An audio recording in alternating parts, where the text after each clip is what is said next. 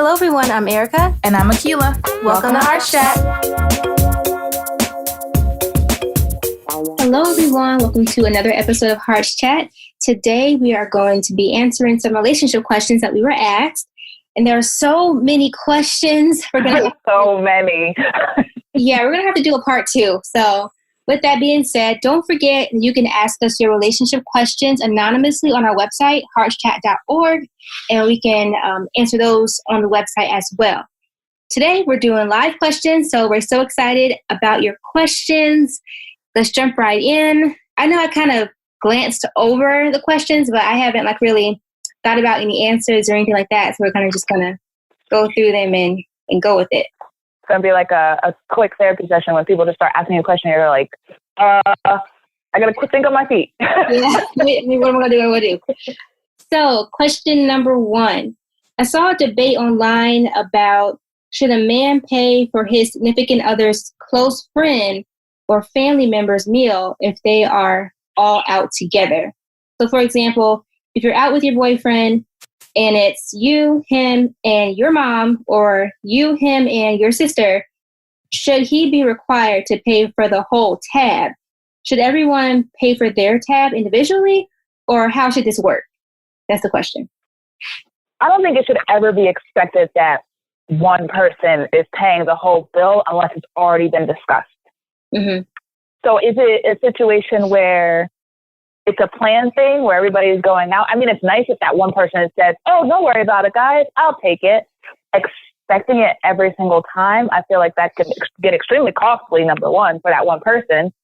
And the other end of this, it's kind of like, if you made say it's your family, you made the plans, and like, oh, you want to come along, it's kind of like, oh, I thought we were all just going to be paying it individually, and the person might not be ready to pay for everybody. I feel like there should be a conversation beforehand in that. Yeah, I feel like with this, most times it doesn't really happen. There's no conversation beforehand. It's just, okay, we're all going out, we're there, boom, check comes, or what are we going to do? I feel like usually there's no conversation. Now, I guess in a situation like this, if a conversation could be had, that would be ideal. But I'm just thinking of it as, okay, we're all like, oh, I'm hungry, let's go out. All right, cool. We all go, we're all there. I think there's so many different ways and different scenarios this could be. Exactly. So I can agree that nobody should be expected to, but I will say personally, in my opinion, if this were me and my significant other, out with my family, I think it would be a very gentlemanly thing to do to pay for everybody. It's one thing if it's all the time, just because in my family, somebody would say, oh, no, you got it last time. Let me get it this time. Exactly. It would be kind of rude to expect that one person to pick it up every single time. But I do. Exactly. If it was my boyfriend, I think that would be kind of a gentleman thing to do, kind of a nice gesture to do, for my mom or my sister. Yeah, absolutely. But you do have to be mindful of boundaries and people that are taking advantage and stuff like that. That's not cool.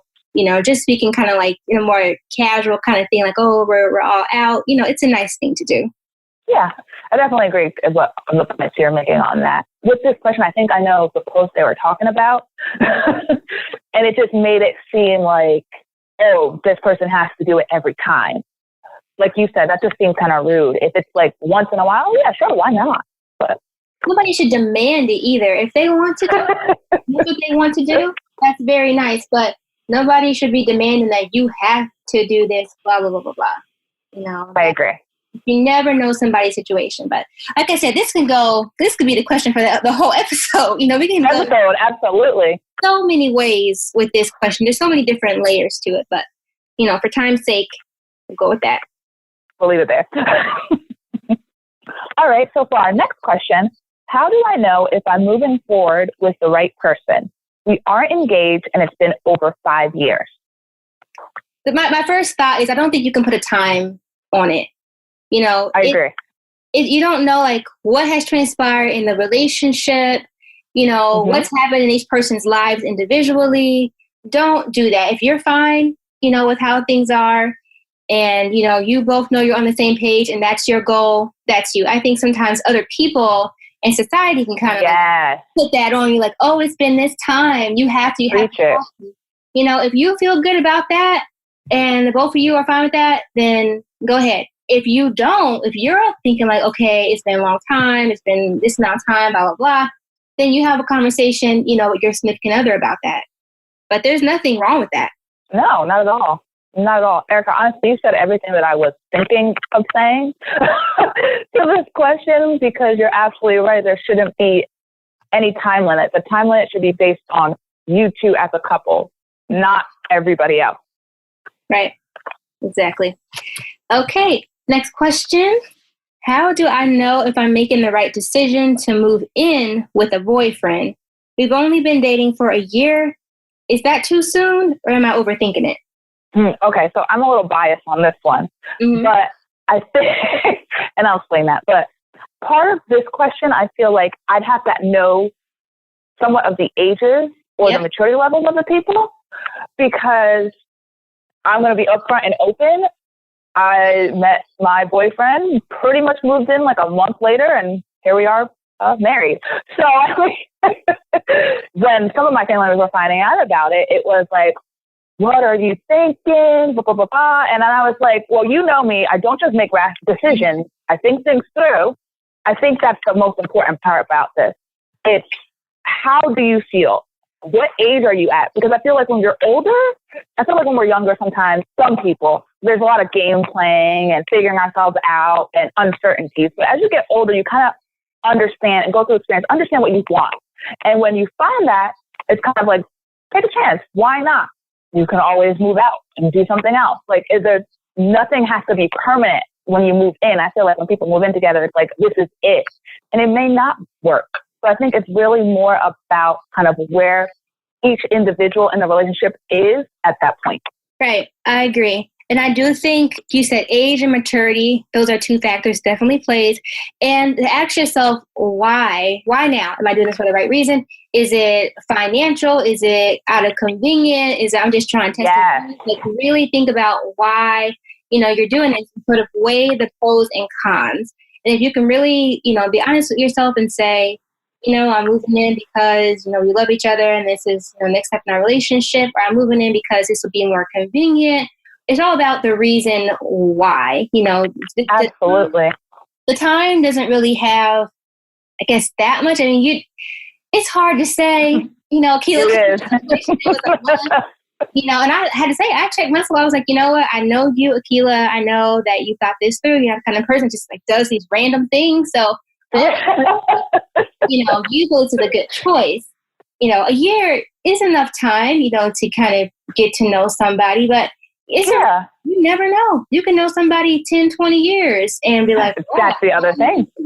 So that's why it's hard to put time restraints on things. Exactly. I agree. So the next question is, how would you address love language differences? All his love languages are opposite of mine. I don't know how to make him happy without feeling I'm forcing it. Okay.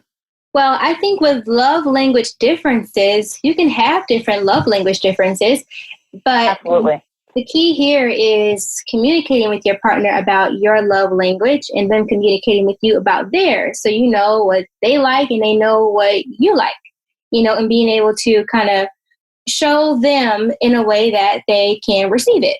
And that can be difficult sometimes because a lot of times we kind of show love in the way we want to receive it. And that's why, that's why there is that quiz, and that's why love languages exist. So you can understand and educate each other on each other's love languages. So it just takes time. It takes practice. So really try to get to know their love language, maybe talk to them about some examples, if you really don't know, and just try to put it to action. And the more you do it, the easier I think it can be. So that answers that part of the question, I think. Yeah, I definitely agree with what you said, Erica. Like, it is inevitable that people are going to have different love languages. And even if you have the same love languages, you might like different things. Mm-hmm. So it's really important to know that you do not need to have the same love language or like the same things and different things like that. And it's exactly what Erica said, some of this is because we usually love the way we like to be loved. It's going to take practice. It's going to seem new. It's going to seem forced and awkward and unusual for you to do something outside of your comfort zone. And that's okay. At the end of the day, it's solely about how your partner can receive love from you. And it's not necessarily about ourselves in that situation. We're focusing more on our partners in that. Right. And that's it, that you hit it right there about, when she says, I don't know how to make him happy without feeling I'm forcing it. Well, like you said, it's going to take time. It takes practice. And the more time and practice that you put into it, the easier it gets and the more it starts to feel more natural. But at first, I think it can feel a little bit different if you're not used to doing that. You have to kind of think about it a little too much, but that's what comes when you're learning it. But after some time, it should, I would say, get easier. It's just new. Absolutely. And like you said, it's normal. Okay. I've been dating my boyfriend for quite some time and I can't seem to get along with his mom. Do you think I should say something to him about it and let him fix it or address his mom? This is always an interesting question because I feel like it should really start with the boyfriend towards his mom. Mm-hmm. Only because it might be just the communication between the boyfriend and you. Like, maybe he knows there's a reason why his mom doesn't like you or you guys can't get along. And maybe he has some strategies for you to try out first. Then if that's not working, then I think it's his responsibility. If this is someone you're going to spend the rest of your life with, I know it only says boyfriend here, but is this someone you're going to spend the rest of your life with? You want to get along with each other's family. Does that always happen? Absolutely not. But if you two are able to be okay with that, then that's more of a conversation between you guys and how to deal with it moving forward. Right. And when I see this question, the part that stands out to me is, do you think I should say something to him about it and let him fix it or address his mom? Yeah. That to me says that you do want to fix it. You do want it to get, you do want to have a good relationship with his mom. So I think along the lines of what you said, I think you should talk to your boyfriend about how you're feeling. Like you said, Akila, kind of get some insight, from him about the situation on, what he thinks could be best because that's his mom. I'm sure he knows her very well. And hopefully he has some insight that he can give you on how to do that. And then from there, I do think, okay, on one hand, you can have that conversation with your boyfriend and then he can go and talk to the mom and try to fix it. But I think it would be more impactful if you have a conversation with your boyfriend, he gives you maybe some insight, some advice, how to handle it, and then you go and talk to the mom yourself. Because I think when you kind of send other people to talk about things, they can kind of get misconstrued. And then That's true. He might not address it in the way you want it. You don't really know for sure unless you're sitting right there. And then if you had a conversation all together, the mom could potentially feel ganged up on, like, oh, you're taking my son from me. I don't know. It can go a whole... Yeah, it can go left. To kind of try to think about how to play it so that I can have the best possible scenario, that could work. No, yeah, I agree. And I think another point just to add to that, I feel like part of this is, and I know we always say this, it's kind of situational, but part of it's like, how old are you guys? Mm-hmm. Like, if this is kind of a question that's coming from like a teenager, that's different than a question that's coming from like a grown woman. Mm-hmm. So there's a lot of different ways to approach this, but I think exactly what Erica said, it's kind of like figuring out what's going to be the best solution for everyone in the situation. Mm-hmm. Exactly. All right. That's another one that could take a full episode to kind of absolutely trying to be quick. So that's all the time we have for today. So we're going to continue these questions with a part 2 next time. And again, don't forget, if you have any questions that you want to ask us, you can ask on our website, heartschat.org, and it's completely anonymous. We have no idea who's asking us these questions. Thank you so much for listening to Heart Chat today, where we speak from the heart. We hope that you enjoyed our show. Catch us weekly on our YouTube channel and our website, which is heartschat.org. Be sure to follow us on our social media pages at HeartChat. We'd love to hear from you. If you have any questions or topics that you would like for us to talk about, email us at contact@heartschat.org.